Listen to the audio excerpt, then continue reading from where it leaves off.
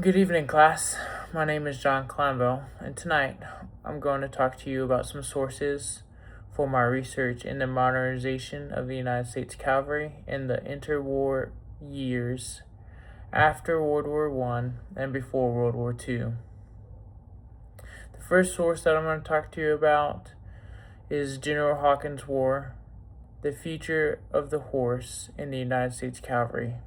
General Hawkins was a traditionalist who supported keeping horses after World War I.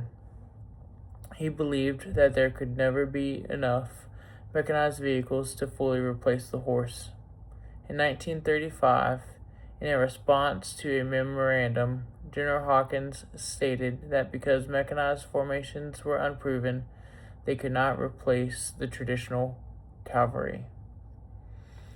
In the article, Matthew Darlington Morton, Men of Iron Ponies, The Death and Rebirth of the Modern U S Cavalry, the author talks about how many books have come out about the modernization of the cavalry during the interwar period.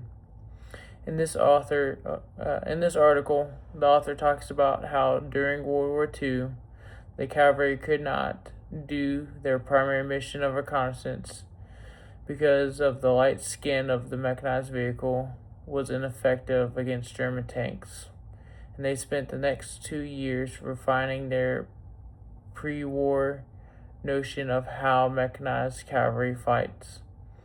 Because of their indecisiveness in the modernization of the cavalry, they were not prepared for the battlefields of World War II.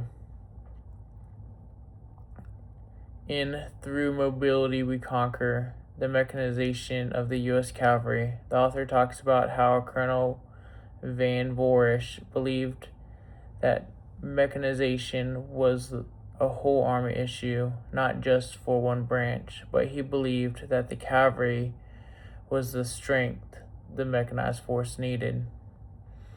When he was stationed at Fort Knox, he was given the task to develop doctrine for the mechanized cavalry, which was hard because suitable equipment for the mission had not been developed yet.